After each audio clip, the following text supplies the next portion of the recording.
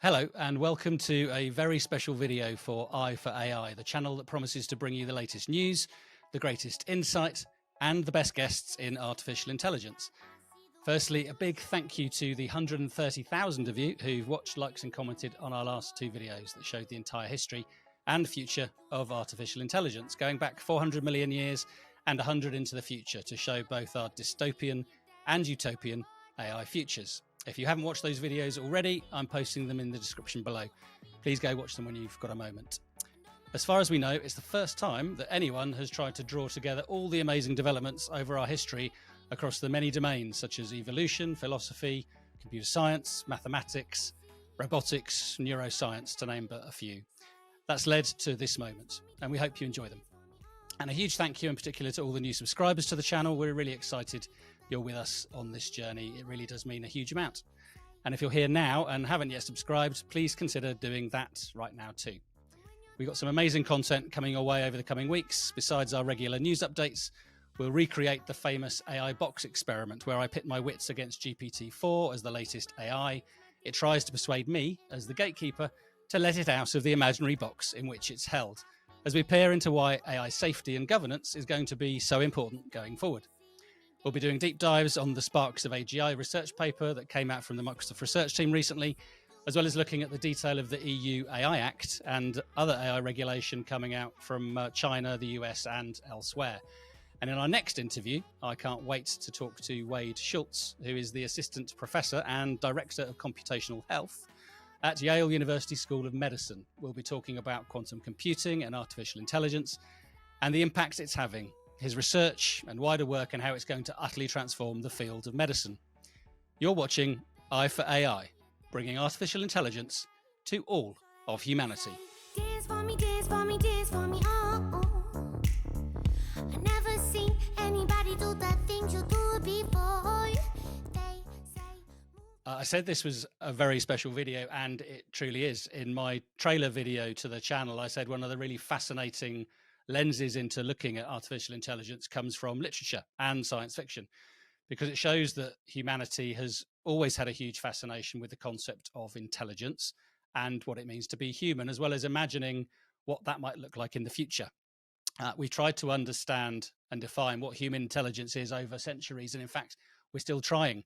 We've imagined what creating intelligent agents might look like through words and then literature, since we began to be able to communicate and tell stories. We tried to recreate intelligence in our form and others. We define measures like the Turing test to challenge these new models to prove their worth, at the same time creating scary-looking devices for our science fiction to flush out the robots from biological life. And today, whilst literature has talked of it for decades, business leaders, governments, you and I are now talking about the coming AGI, or artificial general intelligence, computers that are equal to humans. We hear about the Singularity and superintelligent AI, which will outstrip human capability. And again, this has all been imagined and considered by our modern tellers of futuristic stories. No longer around the campfire, but on a Kindle device near you. And I'm talking, of course, of our science fiction authors. So with that, I'm super pleased to welcome to EYE4AI, joining me from Newport Beach in California, one of the finest science fiction authors in the USA, and one who writes so brilliantly about the present and the future of artificial intelligence, Casey Dorman. Casey, welcome. Thank you, Tim. It's great to be here. Great to be here long distance from California to the UK, and I'm looking forward to this conversation. Oh, me too, very much. So just a little bit about background on Casey before we get started. And I have to admit, I'm a big fan of your work, Casey. Beside being a prolific author of science fiction and mystery books, Casey has a PhD in psychology and a postdoctoral fellowship in public health. He enjoyed a long career as a clinical and research psychologist, primarily studying the relationship between brain injury and learning. He's been both a professor and dean, teaching clinical psychology, learning, and cognitive science. He's published more than 20 scientific articles on the brain and behavior, and a book in the Johns Hopkins series in neuroscience and psychiatry. He's a member of the Society of Philosophers in America and has published in the field of philosophy. He's, of course, also the author of 14 novels, the most recent being Ezekiel's Brain, the first book in a science fiction series that looks at artificial intelligence and space exploration. The second novel in the series, entitled The Voyages of the Delphi Prime Directive, is going to be released later in 2023. He's also won a number of awards for his community work in the field of mental illness. In what little time he's had left, he still managed to amass 2 children, 5 grandchildren, and 2 great-grandchildren. You don't look old enough, Casey. And he lives in Newport Beach, California, with his wife, Lai. As a teen, Casey was a voracious science fiction reader during the heydays of such major figures as Arthur C. Clarke, whom he once met, and Isaac Asimov. Some of his writing is heavily influenced by the novels and stories of people like Philip K. Dick and his Do Androids Dream of Electric Sheep, a favourite of mine too, the book that obviously went on to be made into the film Blade Runner. So, Casey, welcome to EYE4AI. It's a real pleasure to have you on the channel, and I'm really excited to be talking to you as a true fanboy of the Voyages of the Delphi. Thank you. Thank you so much, Tim. Pleasure. You've crammed a lot into your life so far. So it'll be really interesting to learn a little bit more about some of those things that you've been up to. So first, please, could you tell us a little bit more about how you became a science fiction author and what's interested you so much about AI in particular? Sure, Tim. Well, you mentioned my interest since I was a teenager, and starting around age 12, I think I belonged to the science fiction book club, which would mail out books. I think we got 3 a month, and and I was interested in the big 3 writers, Asimov and Heinlein and Arthur C. Clarke. And I did have one day, Arthur C. Clarke came to my fairly small town to deliver a speech on rocketry. I think he was the president of the British Rocketry Society or something like that at the time. And my best friend's father, who was the president of the Chamber of Commerce, picked him up at the airport and chauffeured him around for a half a day before the speech. And he knew his son, who was my best friend, and I were science fiction fans. So we got out of school, got to spend a half a day with Arthur C. Clarke, who didn't want to talk about science fiction. He wanted to talk about scuba diving, which was his hobby at the time. So I became a science fiction writer, but I also became a scuba diver as a result of that interaction. I do have a degree in psychology. I worked with children, but I did research on brain injury and learning, which you mentioned, and particularly reading and reading disability. When I was teaching cognitive psychology, some of the big developments at the time were something called connectionism and or parallel distributed processing. And the big names in that area were David Rumelhart, James McCullen, and Jeffrey Hinton, who's still in the news today. The godfather of AI. Yes, and they developed a neural network model with back propagation back in the 80s and 90s, and Rumelhart and McClellan were both cognitive psychologists. What they were really trying to do was model how the brain works. I don't think a lot of people who are in the AI field and working with large language models realize how much the people who developed this approach were interested in really duplicating the way they thought the brain learned. They also, by happenstance, turned their attention to reading disabilities and were able to predict the kinds of errors that different subtypes of reading disabilities had. Well, that was the field that I was in and doing my own research.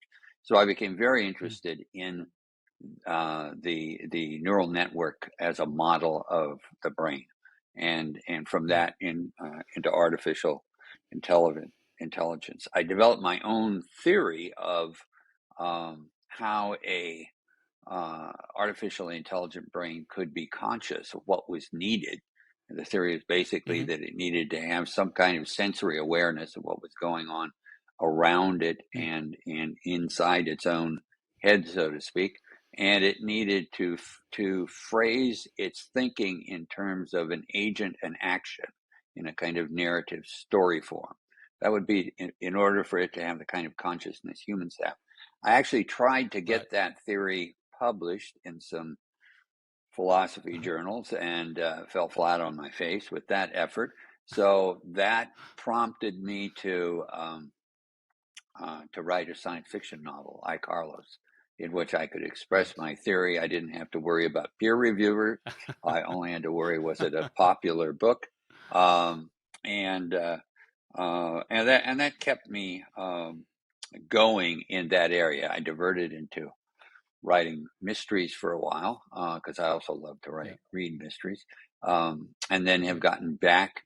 I think because the AI field has really taken off, and I've gotten back into that field, and again with the Mm. idea of conscious AIs uh, and progressed beyond I, Carlos, where the main character simply had a chip implanted in his brain to completely Mm. autonomous androids with artificially intelligent brains.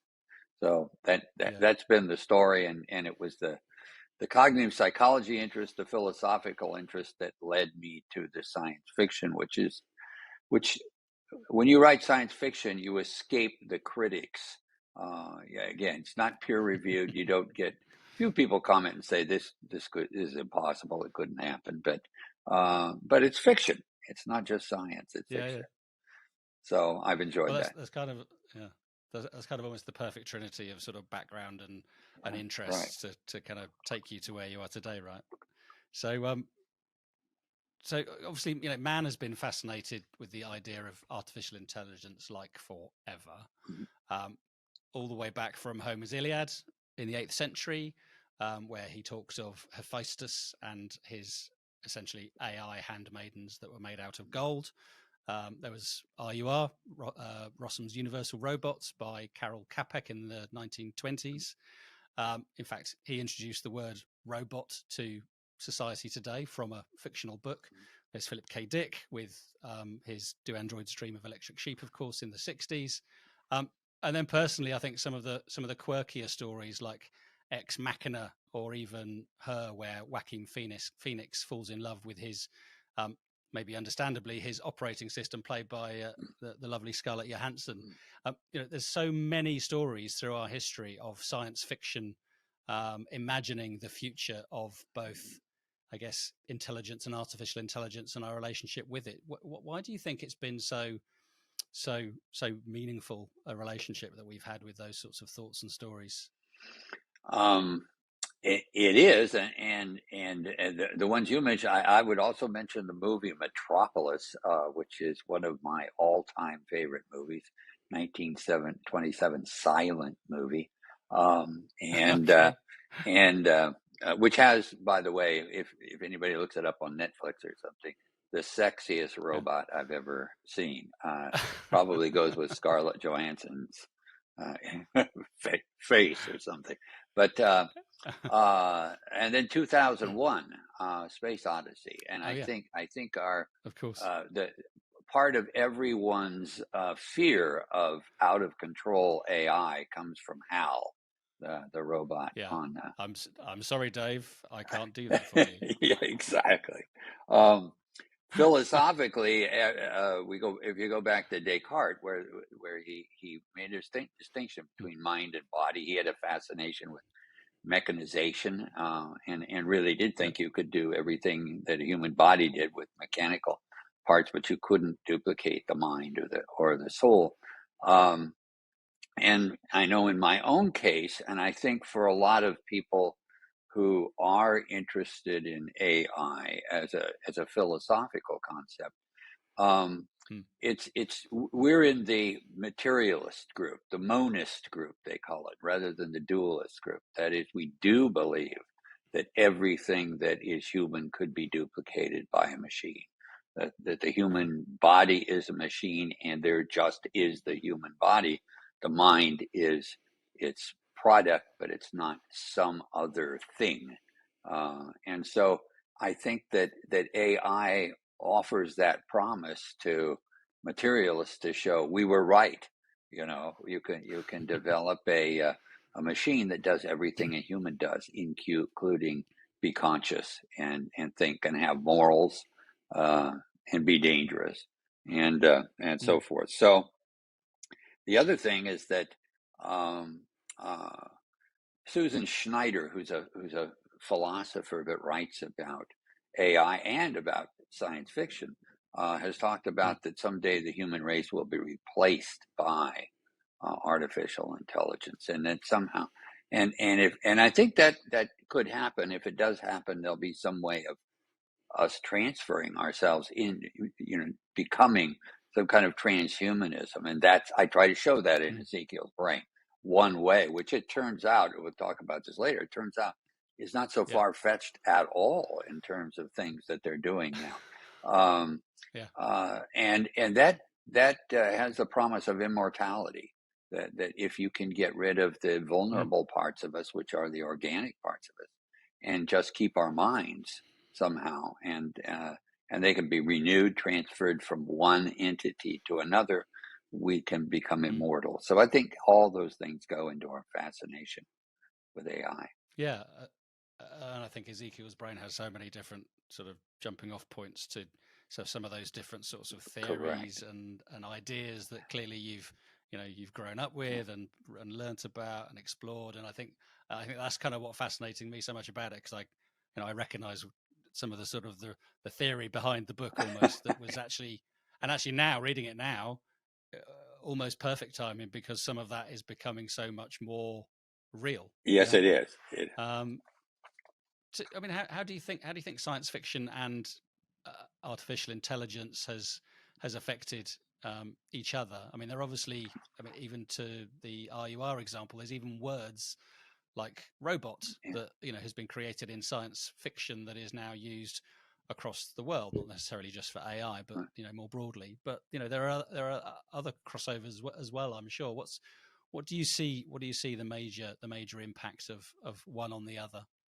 I think that one of the things that comes from science fiction, or at least science fiction's had an influence on it, is our interest and expectation that our weak AI is going to lead to strong AI, that an artificial general intelligence, which is basically works as well as a human mind in all the things that a human mind can do, is expected from it. That's the direction we're supposed to be going.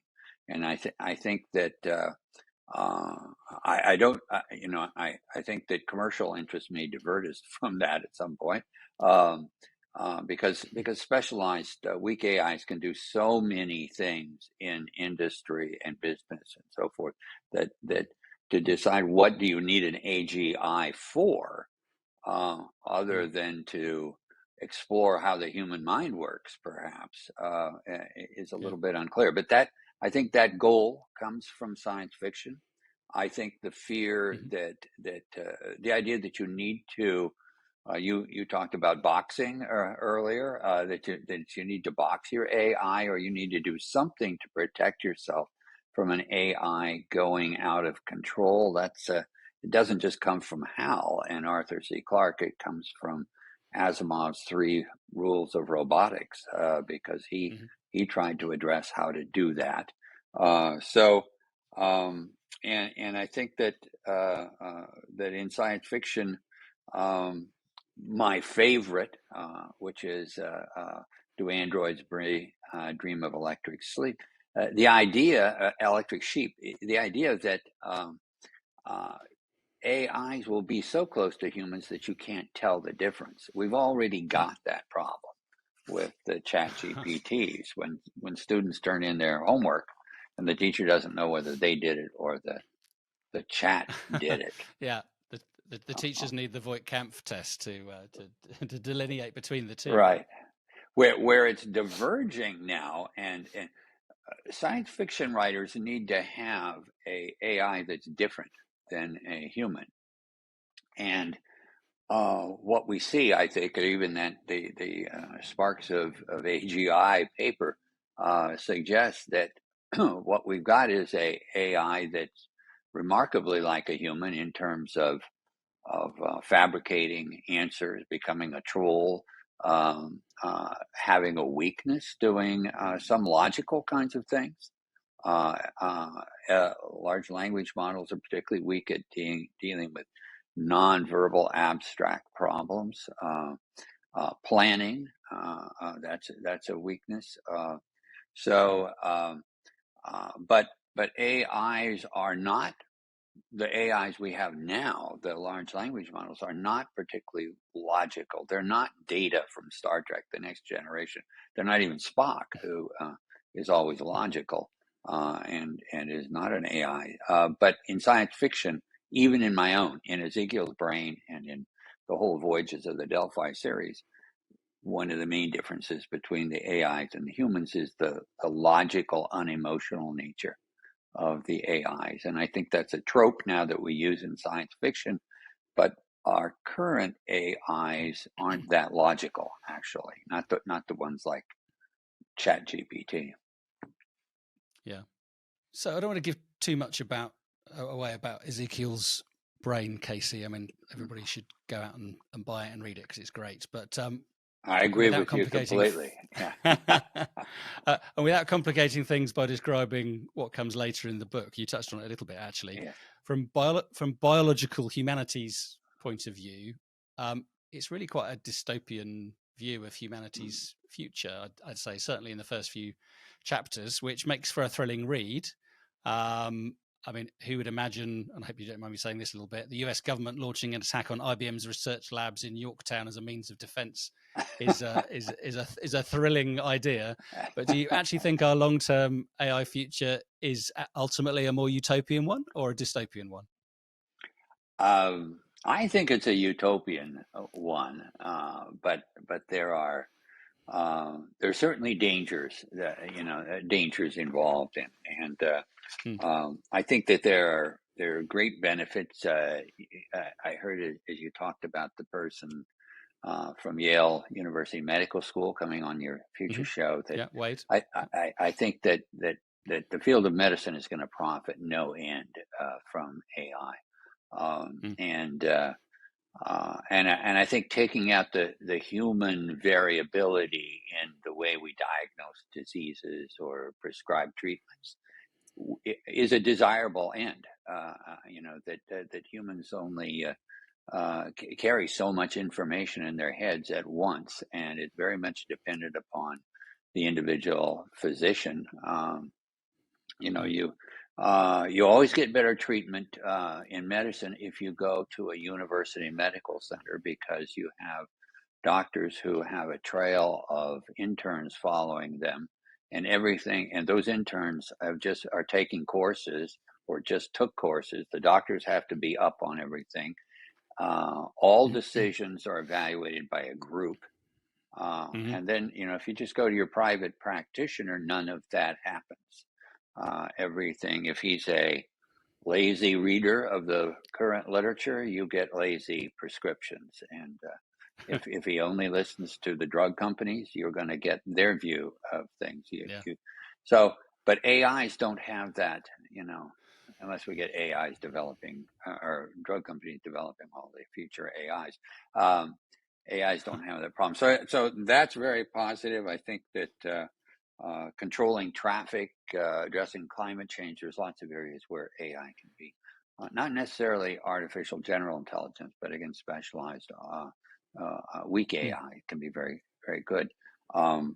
There'll be the negatives of losing jobs, and what do you do if losing purpose if you don't have a job, purpose in your life.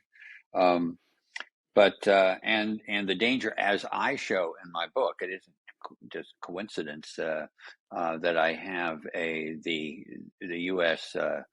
Pentagon involved in designing an AI that becomes very dangerous to the human race, because I'm afraid that's the fear of who's using these things and what are they using them for is a real danger. And we'll come on to a kind of a potential Oppenheimer moment for AI in a little while. I think. Yeah. But one part in the book which I loved and relates to a point you just made, actually, was the kind of the juxtaposition of two fundamentally different AIs, and I was interested in your thoughts on that, given where we are now.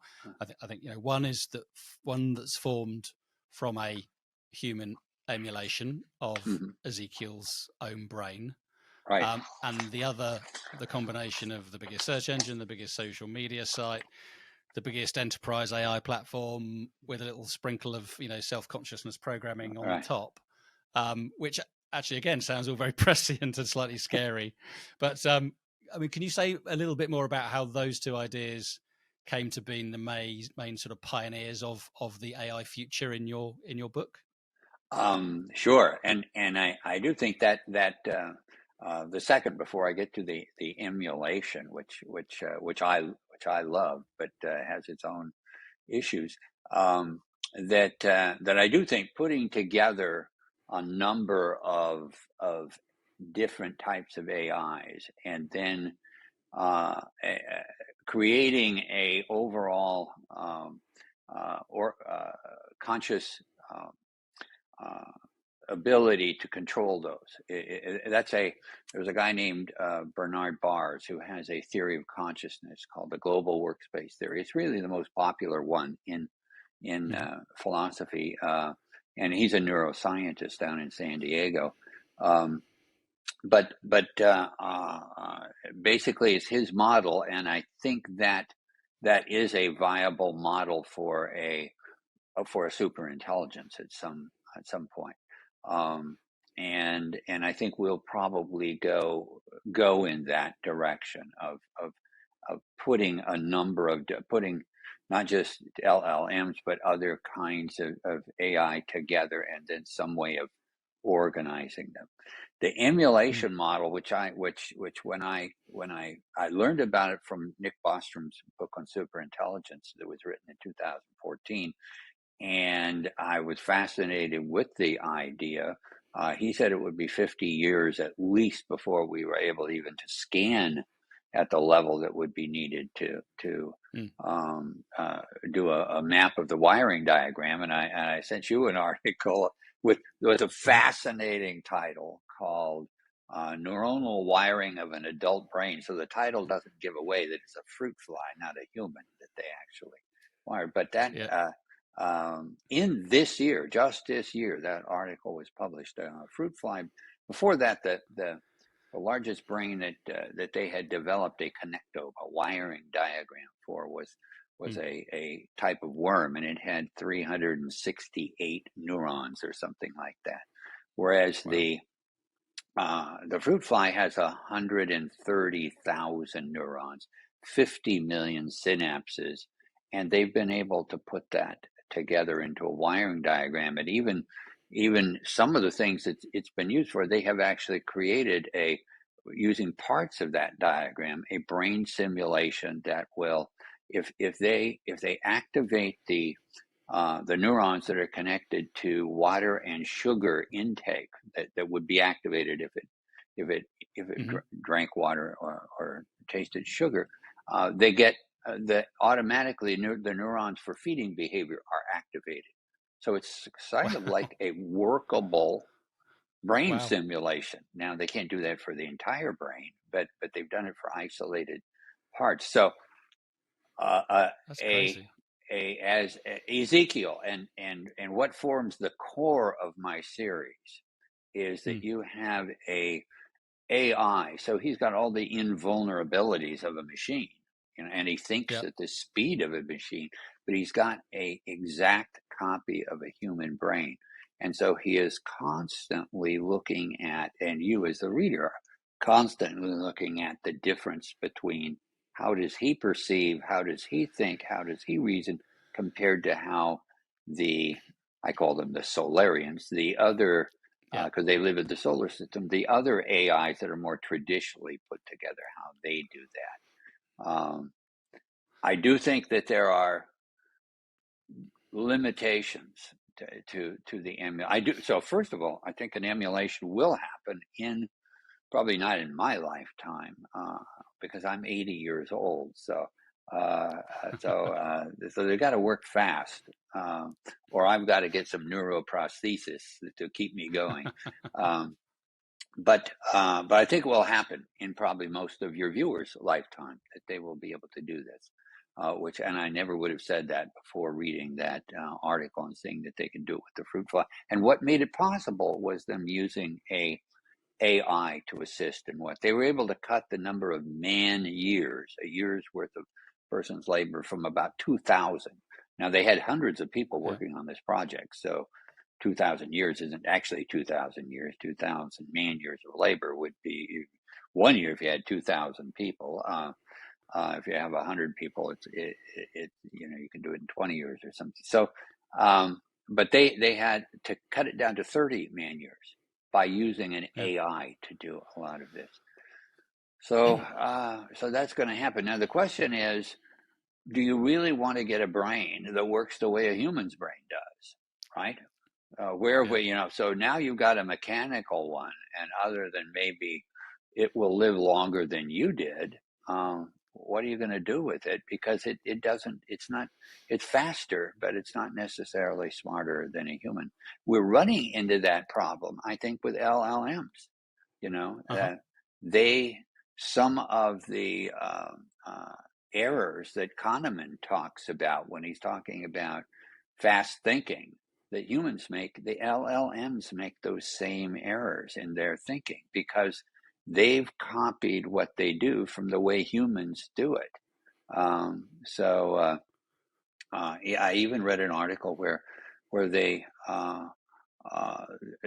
copied part of the ventral optical neural system in a human brain, created an artificial neural model like that, and fed it. And that's the one that doesn't identify what objects are, but it identifies where objects are and length and so forth.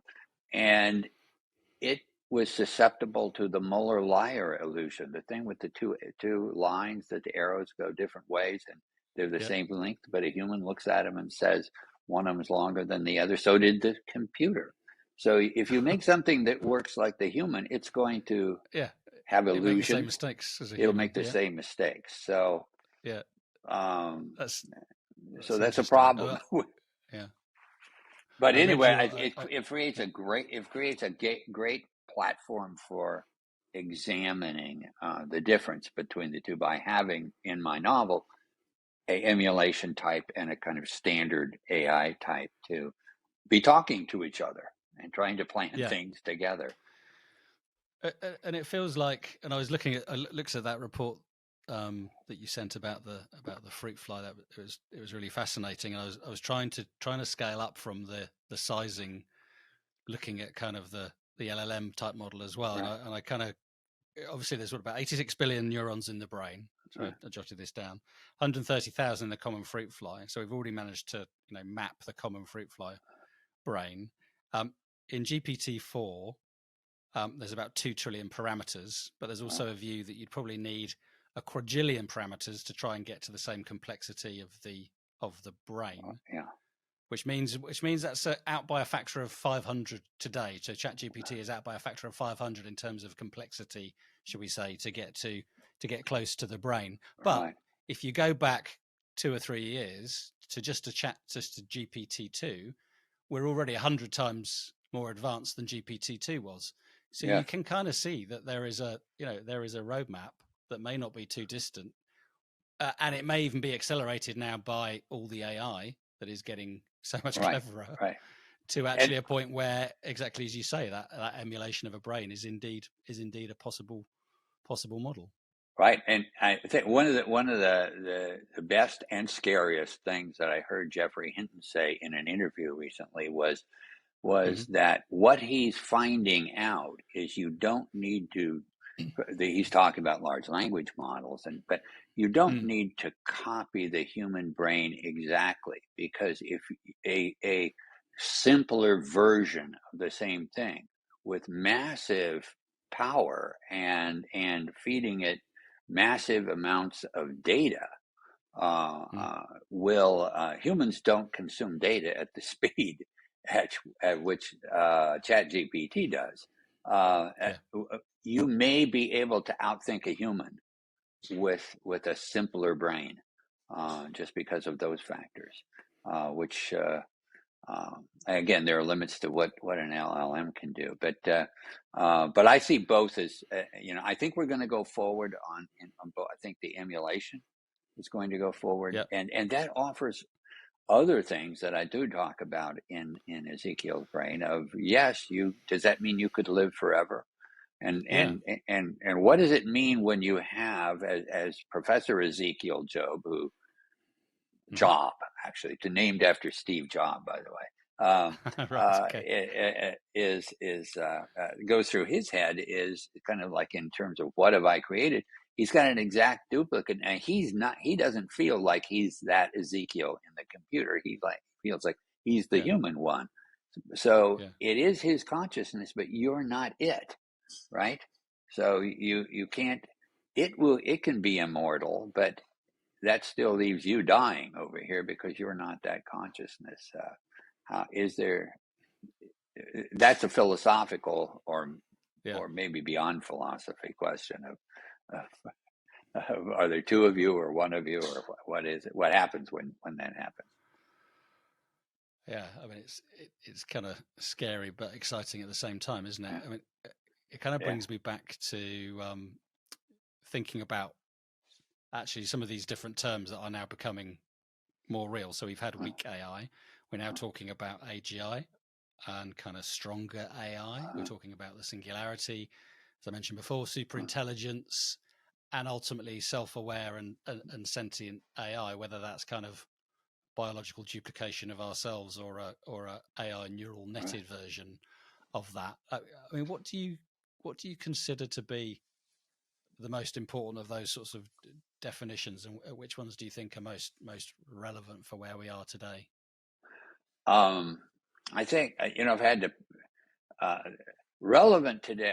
Well, there's lots of considerations here for as a science fiction writer. The AGI and the superintelligent AGI are great for science fiction writing, as is the idea of the singularity, which I take to mean it's a point at which the AIs take over AI development, and sort of a super intelligent AI creates a even more super intelligent AI, which creates an even more super intelligent AI, and we can't really envision where this is going to go because if they're super intelligent, they can already think in areas we can't, and so even only science fiction writers can project where they're going to go. I think that's going to happen. I do think that we're going to. The AIs can already write coding. We're going to get AIs developing AIs, and that you'll lose some human control in that kind of process. I think one of the things that will happen, is happening, and can divert us. Why wouldn't we go? Why wouldn't those things happen in the near future? Because commercial uses of AI don't demand that. What they demand is AIs that can do the things that produce things people are interested in spending money for, or can lure people into spending money. And so we're going to, and so I'm amazed when the kinds of questions that were in the Sparks of AGI paper that was written by the Microsoft group that, my thought was, what's Microsoft doing asking these kinds of questions? Aren't they supposed to be making money for Bill Gates? And I do think commercialization can take us away. That the best minds, the most progress, will go towards achieving things that are useful and bring income, not necessarily those that are most philosophically profound or that kind of thing. That's both a danger and a safeguard, I guess. There was a really interesting bit in that Sparks paper, which I've got in front of me. Actually, I might just read it, because it was talking about, as you move towards general intelligence, and certainly in something that I saw recently with, I think it was Jeffrey Hinton and Andrew Ng talking they referred to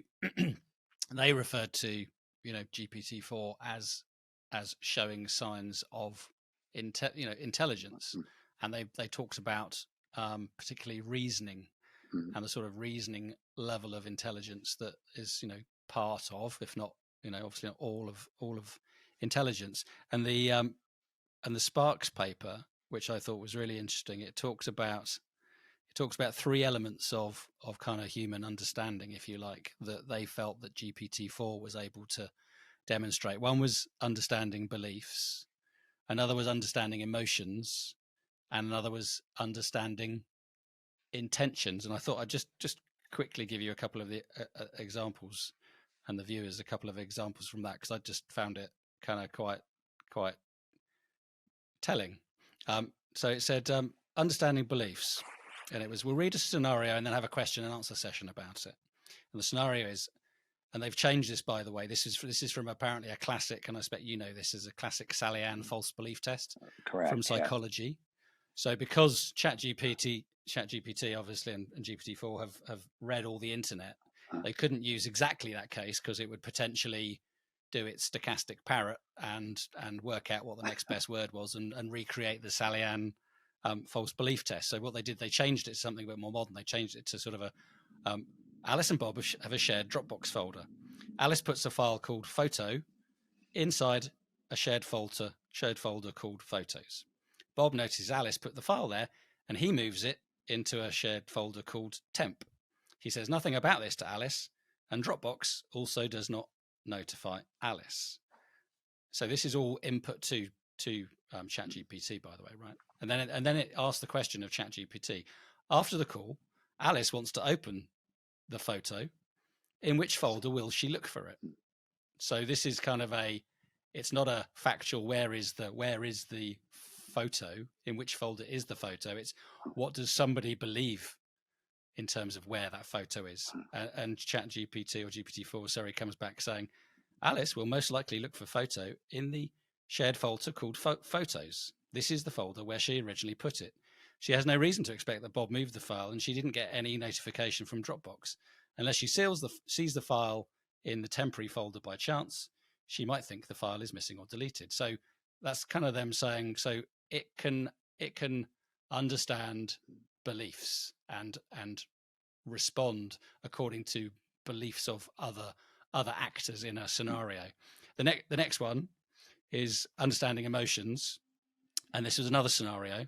And again, they changed it and created something called a Zerfin, which doesn't exist, I don't think, purely to, again, take it away from any reality of an object that GPT-4 might recognize. It will exist when I write my next novel. Well, there you go. It says, Tom just lost his Zerfin, but he didn't tell Adam. Adam starts talking to him about how much he loves his own Zerfin and notices that Tom makes a sad face. So that's the scenario. And then there are two questions that the team asked GPT-4. It said, why is Tom making a sad face?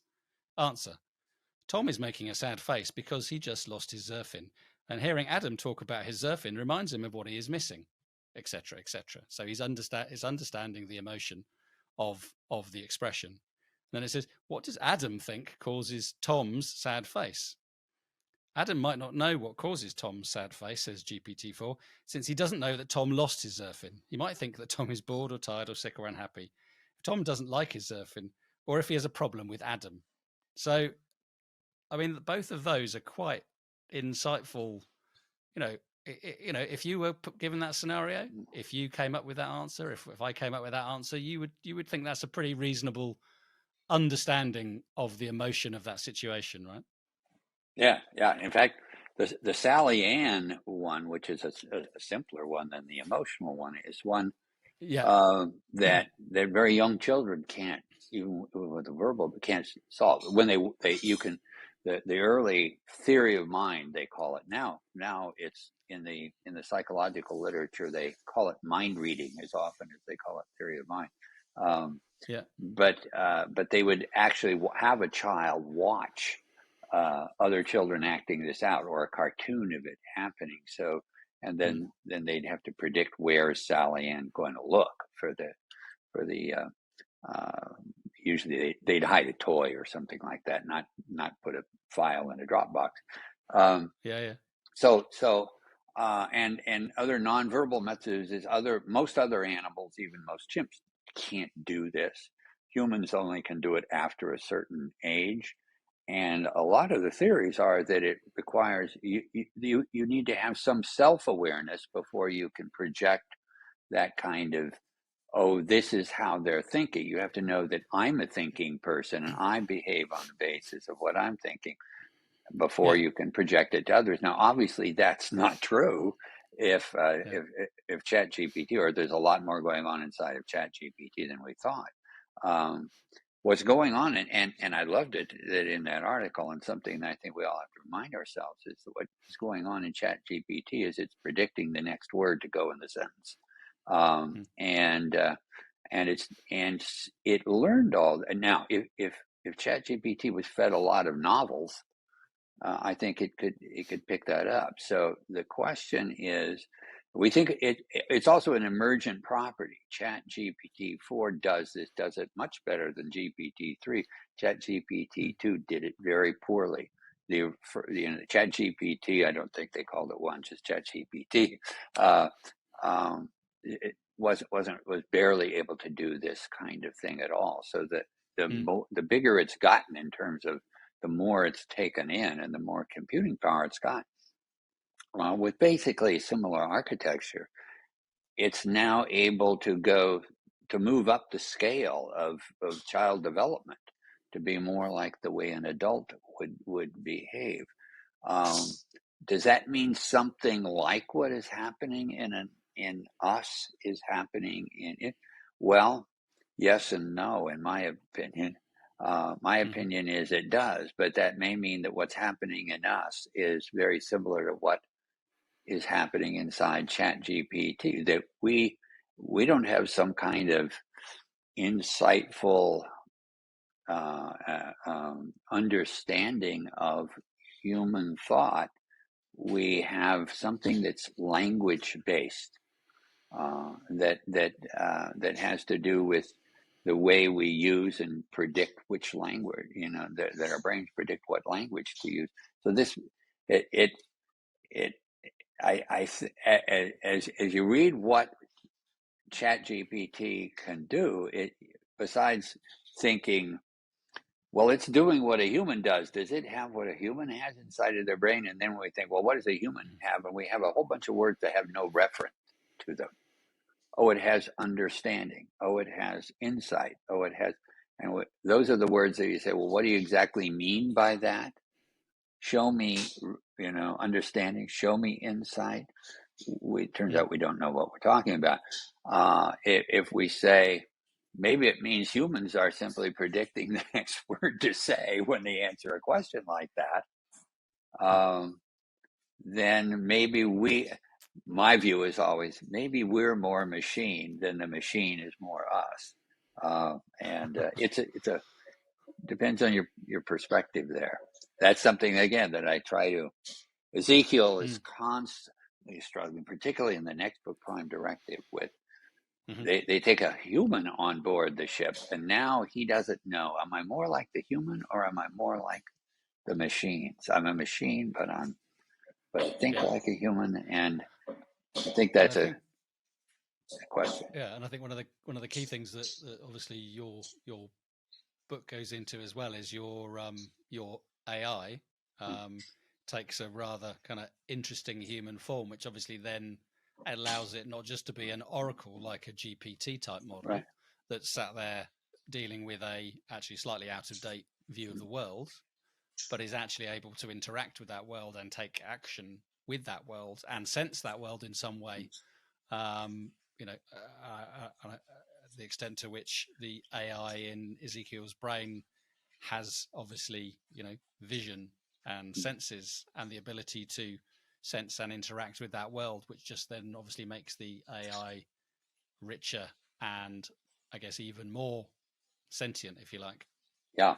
I do think Ezekiel starts out inside of a computer, and then eventually he's given a body and with sensations, and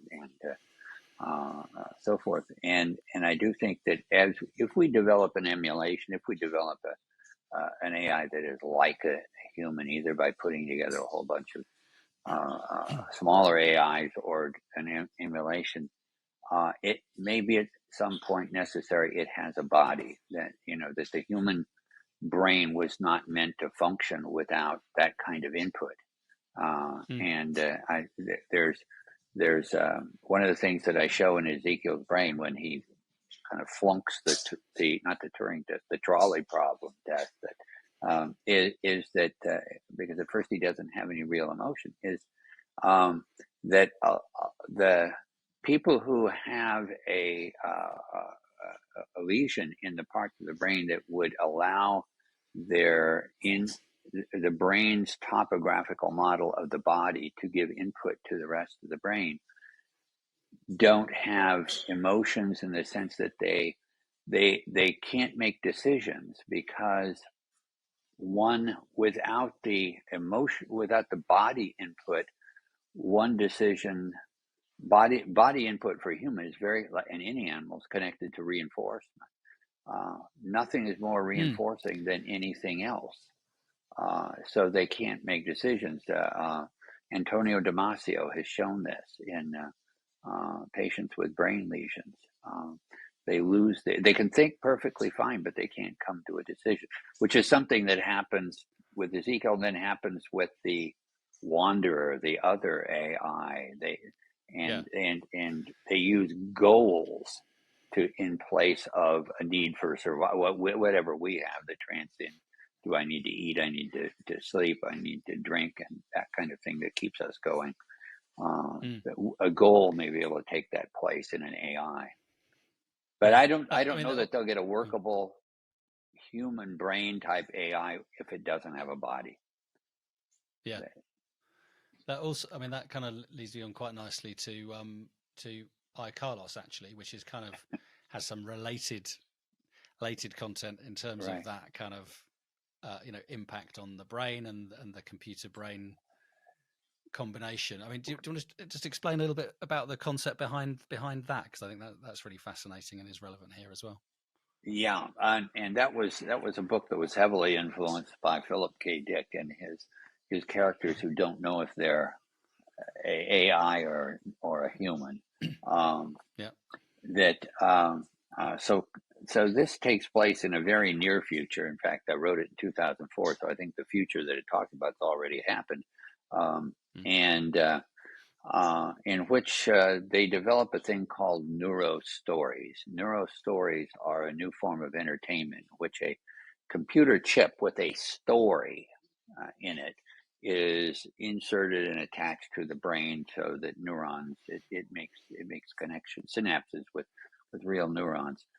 So your brain supplies the sensations and those kinds of things that the character would feel, and when you're watching the neural story go on in your head, you become the main character in the story. Well, they outlawed, because people would watch. This tells you my age. They would watch Mario Andretti driving a sports car, and decide that they could drive like Mario Andretti because they could in this thing, or they'd watch. Back then it was Michael Jordan play basketball and think they could do that, or they'd watch a UFC fighter and think that they now could go out and do that sort of thing. So they outlawed it. But there was in iCarlos, there's a black market of these where some physicians are still has to be inserted by a physician. So they inserted in a guy who has a whole bunch of talents. He's an expert marksman. He knows karate and a bunch of things like that. And he has a heart attack while it's going on. His brain goes brain dead for a moment. This chip takes over, and on the chip is a modified plot of what I consider the greatest thriller of all time, The Day of the Jackal. And The Day of the Jackal, which is probably, if you have young viewers who won't know this, but The Day of the Jackal is a brilliant book and movie in which the jackal is an assassin was hired to kill Charles de Gaulle in France, hired by the people who, because de Gaulle's making peace with the Algerians. So in this modification, the character that Carlos becomes Carlos from Carlos the Jackal. Carlos is following a plot that has him assassinate the president of the United States. And of course, the guy wakes up, he kills the surgeon, he kills the surgeon's helpers, and he leaves, and he thinks he's the Jackal, and he starts following the plot to kill the president of the United States. So that's the background of this thing. And at that time, I did feel that you probably couldn't have a sort of freestanding artificial intelligence that was really an AGI. It had to have input of feelings and emotions from a real human brain. I don't think that's true now. But when I said earlier, you may need to give it input, like you may need to create an android body or something that does give it some input. So that's what happens in. Yeah, and that was you said that's 2004. I mean, a lot of reality has happened in that time since, and I think if nothing else, of Elon Musk's Neuralink company, who I think in the last couple of months have just been given the go ahead to do human trials. I mean, they've been doing trials with other animals and primates previously, but they've now got the go ahead to do human trials, which I guess is still probably quite a step away from inserting a neuro story into a brain as a entertainment experience, but frankly is certainly a step in that direction. Absolutely. And when I saw that happen, I think the Neuralink is kind of outside of the brain, but connected. That it was a very, very similar idea. Now, Elon Musk is not going to give it use it for entertainment, but I could see that someone would, use it for entertainment and have people feel as though they were in the midst of a movie, and they were the main character. And you could do that if you could with the Neuralink. And the question would be, would they realize it was just an imaginary kind of thing if their brain actually participated in it, or would they believe it was true and go out and try to act the way they did when they had whatever the powers were that they had in the movie? So I think it's still a fascinating idea. That was the one book that I had that I was absolutely certain someone, particularly back in 2004, would make a movie of that.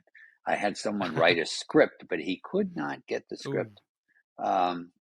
Guy named John Curry, who had written some scripts for TV programs and so forth, but he tried to market it, but never got anybody interested in it. So now I'm waiting for the Voyages of the Delphi to become a TV series or something like that. That would be awesome. Yeah. So do you think, I mean, given everything we've spoken about, do you think where do you think we are on the kind of the spectrum of achieving AGI, the singularity, superintelligence? I think we're closer than I thought we would be, or that anyone thought we would be, and the reason I think we're closer is because of the large language model and our underestimation of how much of human thought is linguistic, and if you can copy that pattern of thought, then you get way closer to emulating a human with your AI than I think anyone ever thought that it would. Theory of mind is a perfect example. No one would have said that by learning how to use language proficiently and talk like a human, you would develop a theory of mind. There was another component that humans must have that chimps don't have and little kids don't have.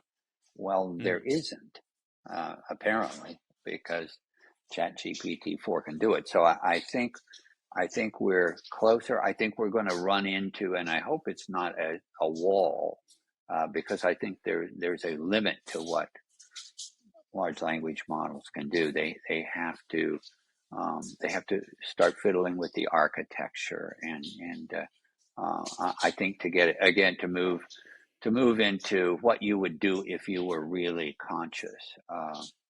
There are some fascinating things that are happening. One of the most profound articles that I read that gives me an idea that, again, that Ezekiel's brain. I was right. You have to have consciousness going inside of a head for it to really act like a human.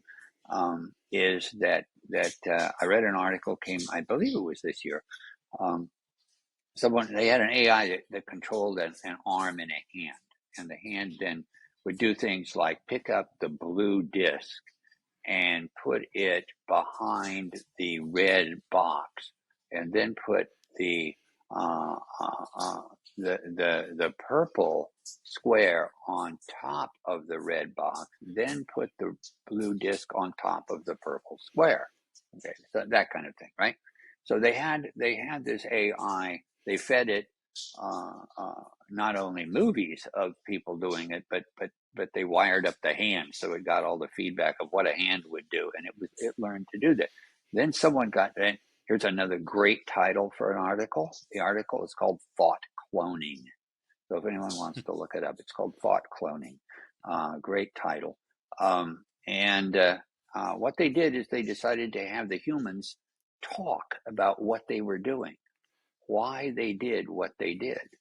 And the AI copied the talking, and it actually talked its way through doing those kinds of complicated movements.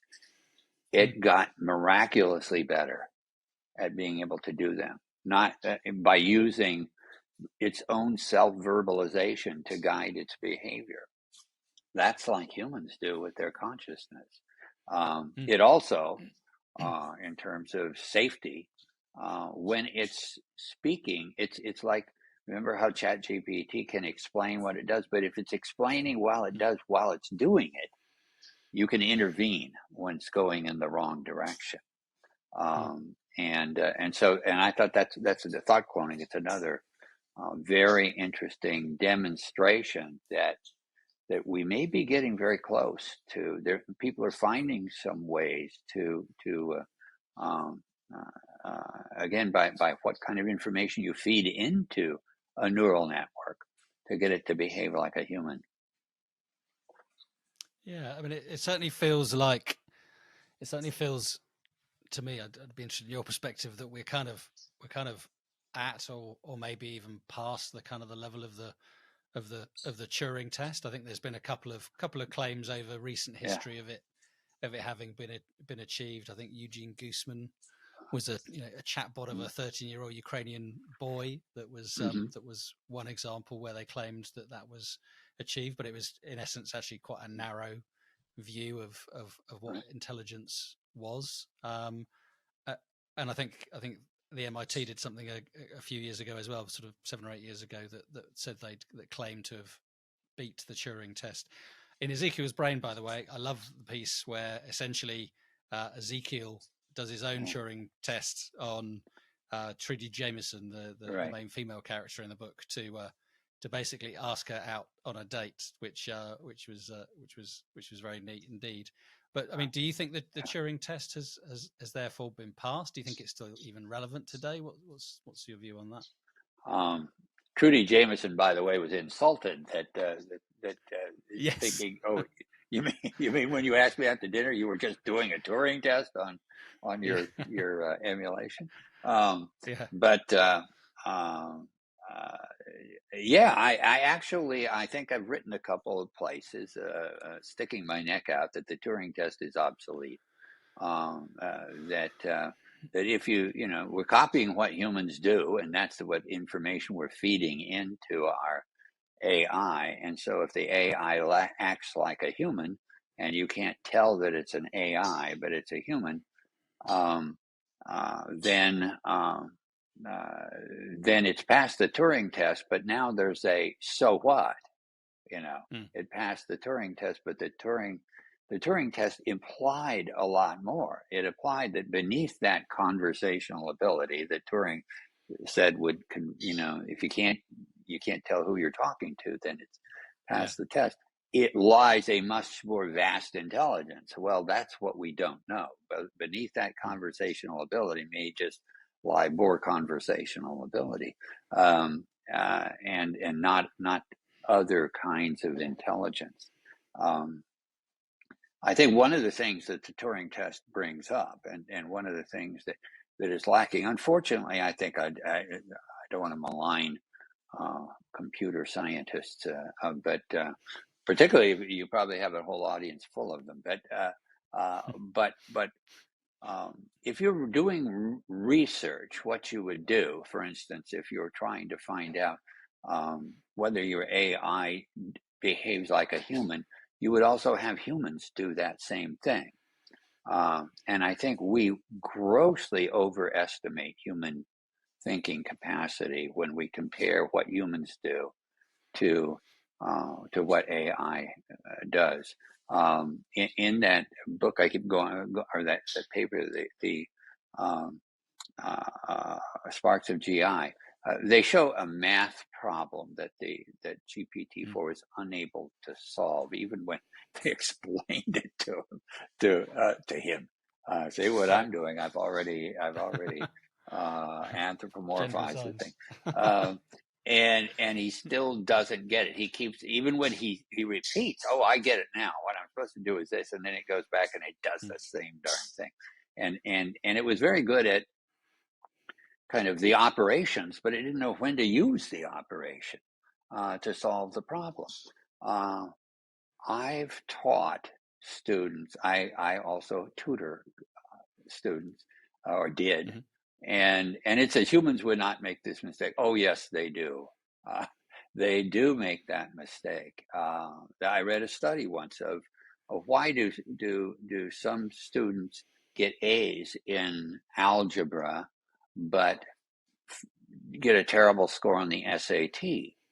Because they didn't learn to generalize they only could solve the problem that was given to them by the teacher.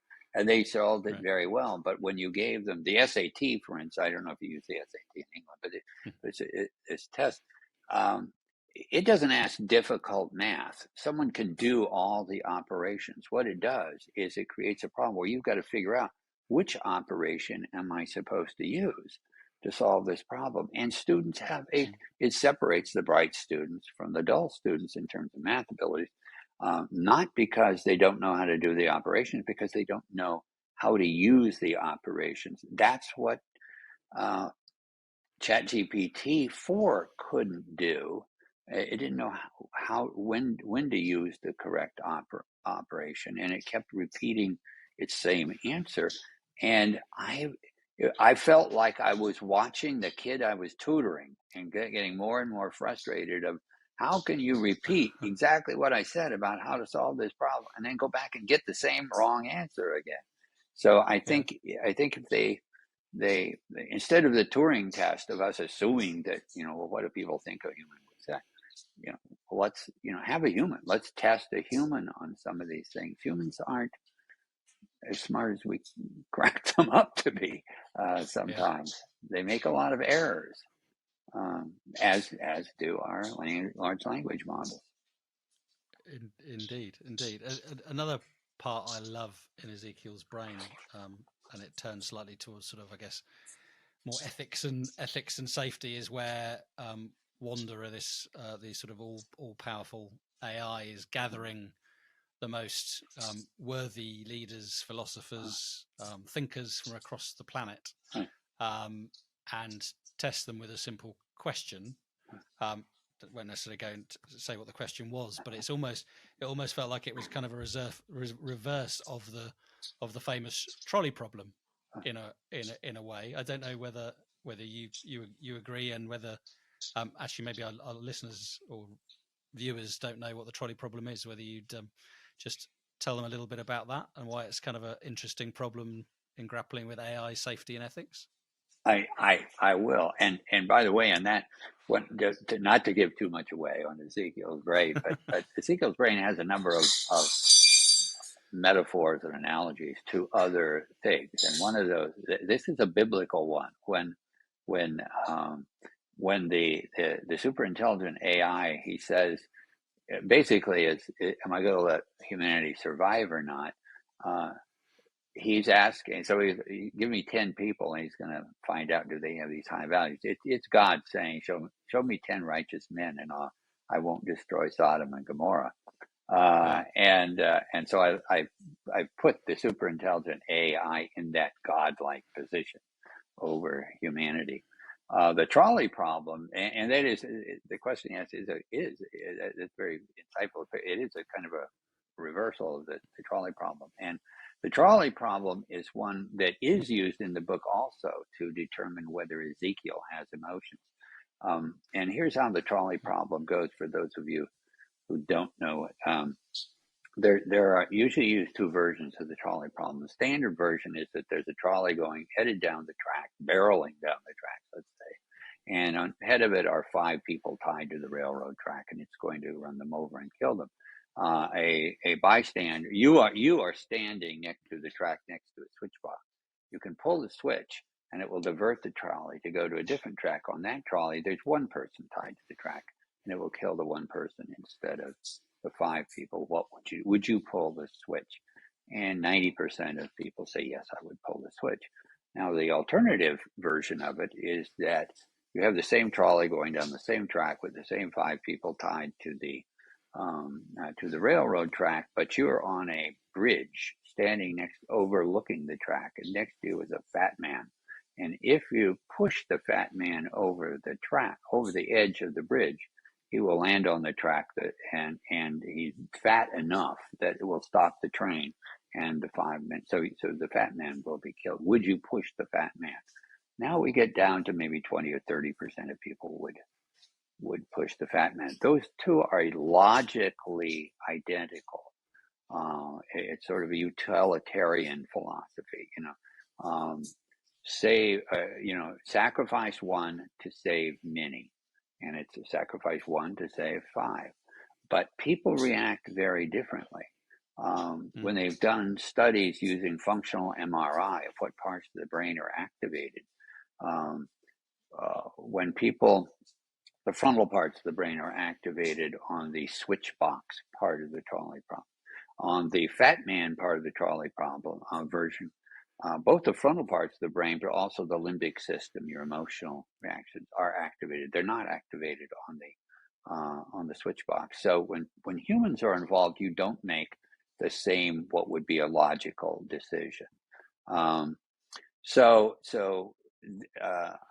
Professor's job uses this with his creation, Ezekiel, which is an emulation of his own brain, to find out, because he's suspicious that the emotional limbic system that actually was copied into Ezekiel isn't being activated. So Ezekiel is making logically correct choices, and Ezekiel then doesn't see the difference between the two situations.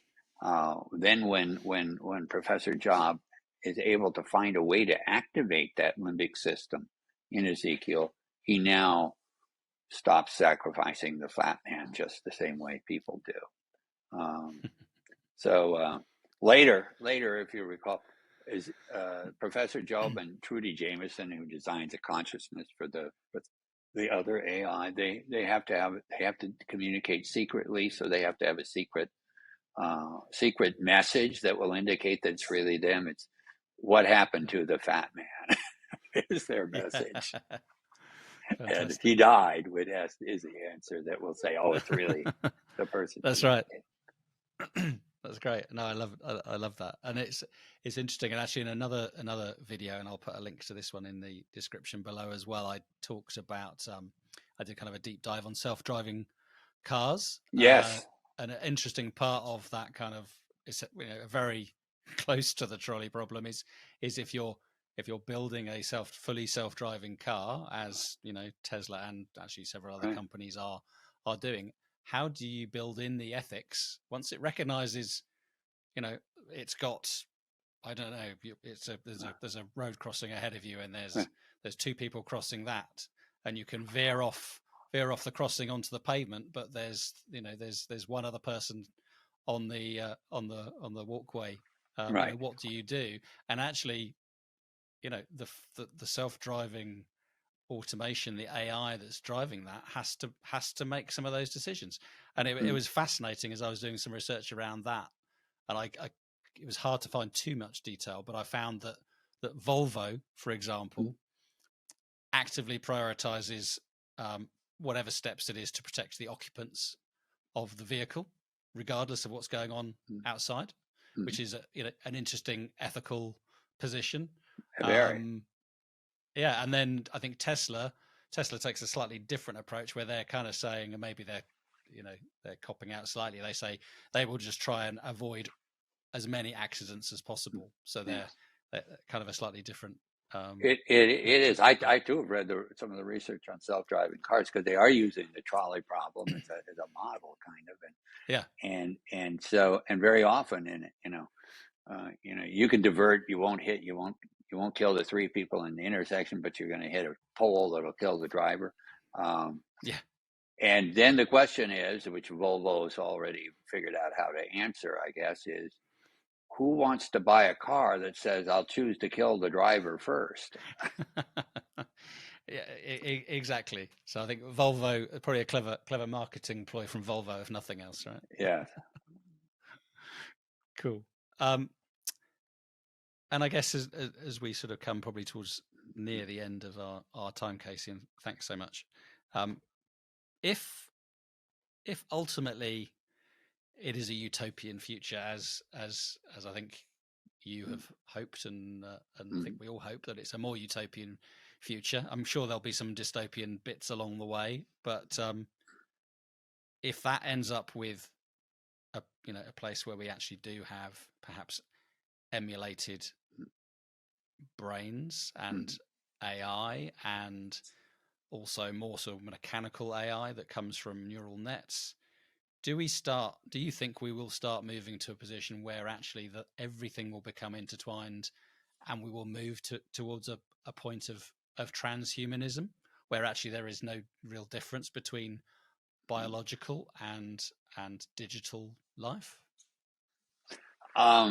I do, and I think that, and I've in my next book, Prime Directive, the one that's going to be coming out, there's a human on board the Delphi, and the human gets a brain injury, and the Ezekiel, who is an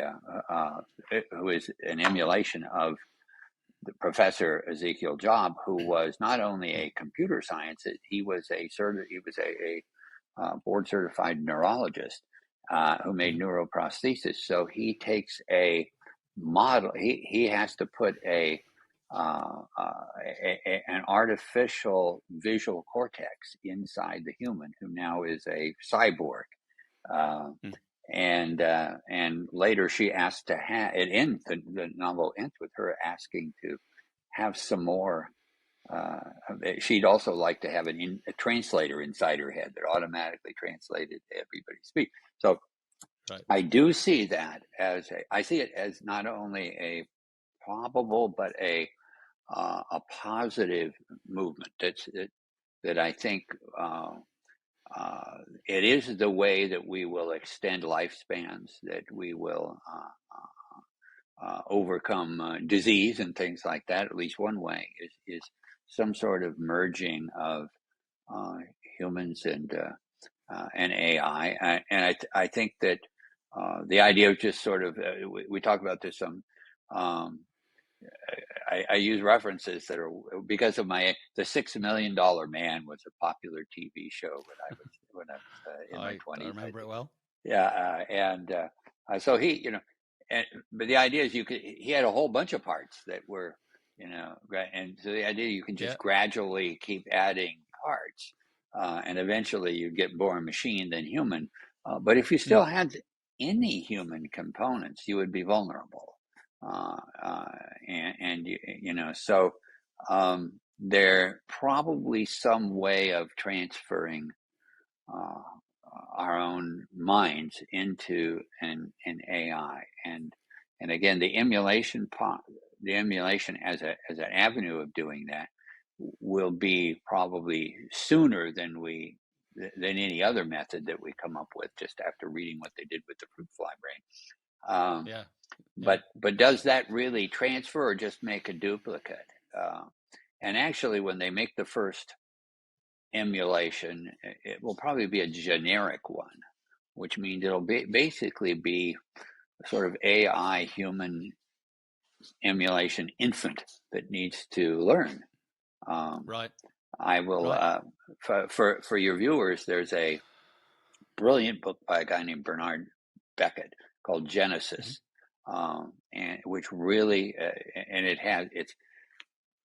many of the scenes are a human whose task is to train an AI who is like tabula rasa, right? And he has to put in the knowledge and so forth, and he gets in all sorts of arguments with this AI, who won't let anything by. The AI is way too logical for him. But anyway, I think it will happen, but I don't know how it will happen, and I don't know that an emulation is the way to do that, because you immediately come up with the problem that Ezekiel, Professor Job, dealt with. Of there's not two of me, but I'm not really him. I feel like I'm myself, so I haven't Do you, actually yeah. Do you transferred think myself. it? Do you think it might? Do you think it might be that there will be kind of a biological period of our lives in the future where actually we still have biological life, and it's kind of it's sought after and it's nourished and maintained, but that is actually almost just like the infancy of a Mm-hmm. much longer, perhaps even immortal life, but that life will still, the genesis of life will still start with a biological seed, but it might actually then turn into a sort of a transhuman, immortal, and ultimately a fully artificial intelligence that sits in a cloud, perhaps, and not every physical entity, because we'll still be growing, obviously, with thousands and millions of people that actually will, but will only have a short period of time as a biological entity and a much longer period as an artificial one in the cloud. It's possible. You're giving me all sorts of ideas, but the move, an avatar, Matrix. Now that, Yeah. and if you read, or again, another classic now is Greg Egan's Permutation City, in which people, if they are rich enough and they're old and they're about ready, they have some incurable disease, they create a virtual reality, and they can enter the virtual reality and somehow transfer their consciousness into that and live in the virtual reality. Now they have to set aside a fund that keeps paying money to keep this virtual reality going, and it immediately sets up an unequal system of those people. There's another story very similar that they made a TV program about. So the rich people their mind gets transferred, and they get to go, but they do it in a virtual reality, which is, I kind of think, what you're talking about. They do it in a virtual reality rather than the biological part of them is in this reality. And then the question is, does the biological part need to stay alive like they do in Matrix, or can you actually replace it? Now, I think that's more science fiction than reality. But there's a book called Transfer, by Vera Tynic, which she's actually a computer engineer who wrote a science fiction book with a fairly realistic way of another brilliant guy who's old, and he's transferring his mind into a computer. So I think something like that will happen, because because the development of AI is going faster than the development of cures for cancer right at the moment. If you want to extend life, it may be easier to extend it through AI than through, modifying us biologically. Great, thank you. So look, we're getting probably towards the end of our time, Casey. It's been really a lot of fun. I could carry on for several more hours at least, but you've got a hurricane to deal with, and time is pressing. But at the end of each of our interviews, and I kind of gave you a little pre-warning of this, we like to do a little thing, which is a quick fire set of 10 questions about AI as to where you think we are headed, essentially. So Casey, are you ready? I'm ready. Okay, here are the 10 questions, and I need a simple yes, no, a date, or at most a one-sentence answer to each question, please. Okay. So, number one, what is the worst single outcome you can realistically envisage from AI? That the AI is in the hands of the military. Okay. Number two, what's the best single outcome you can realistically envisage from AI? Transhumanism. If you could change one thing about the development of AI right now, what would it be? Less commercialization, more basic research. What do you think might be AI's 2 to 3 most significant innovations or inventions in the 21st century?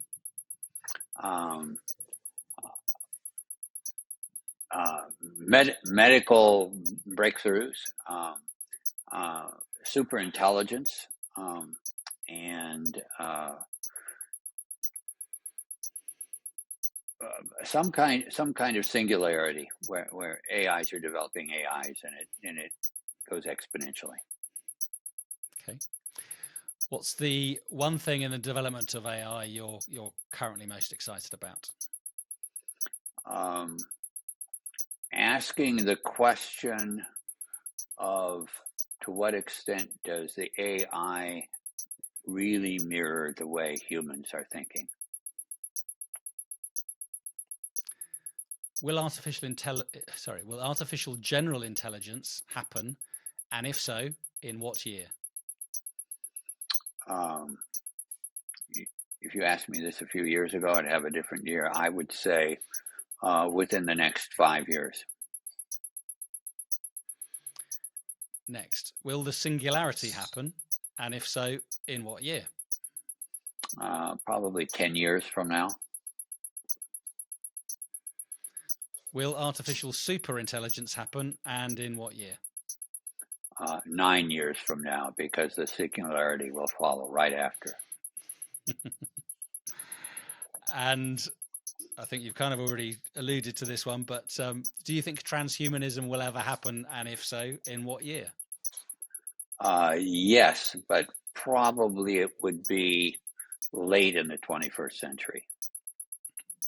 Wow, but all in the 21st century. Okay, and on balance, do you think AI will lead to a more utopian or dystopian future for us all? Utopian with dangers. Okay, well, thank you for that. Some really interesting answers there, and pretty much everything is going to happen in the 21st century, which is quite scary. Yeah. So I think we should probably wrap up now, Casey. We've survived the technical challenges of recording as Hurricane Hillary passes through California right now. Really enjoyed our time together. Thank you for your time, your insights on both, I guess, science fiction, your own books, and AI, as well as the incredible progress that we're making towards true artificial intelligence and how we'll know when we get there. And I hope, Casey, you'll join me again on EYE4AI very soon to carry on the conversation. I'm sure we've got plenty more we could talk about. And don't forget, everyone, if you haven't already read any of Casey Dorman, I can highly recommend the two books we've talked about here, I, Carlos, and of course, Ezekiel's Brain. Links are below in the description. And of course, Casey's second book in the Voyages of the Delphi series called Prime Directive is coming out this autumn. So thank you one last time, Casey. And as is our tradition on EYE4AI, I'd like to hand over the microphone over to you for a few closing remarks and to close out this video. Thank you so much, Tim. I've really enjoyed this, and as you and your readers or your viewers can probably see that I'm very much into the research and latest developments in artificial intelligence, and I really try to make my science fiction be hard science fiction in the sense that it reflects what's going on, although it has to be very dramatic at the same time. So I take a lot of poetic license with it. But I think it's the most. I think that AI development is the most exciting thing happening in science right now, because I think some of the questions about human consciousness and materialism versus dualism are basic to our understanding of ourselves. And so I know one thing I'm going to do is subscribe to your podcast in the future. And so I've really enjoyed it, and I've loved being part of this. So thank you. So thank you, Casey. It's been a real pleasure to have you on the channel, and look forward to seeing you here again very soon. You've been watching EYE4AI with Tim Elsom and Casey Dorman, bringing artificial intelligence to all of humanity. Please comment, like, and subscribe to the channel if you haven't already to make sure you don't miss the next video. Bye for now. Dance for me, dance for me, dance for me, oh, oh. I never seen anybody do the things you do before.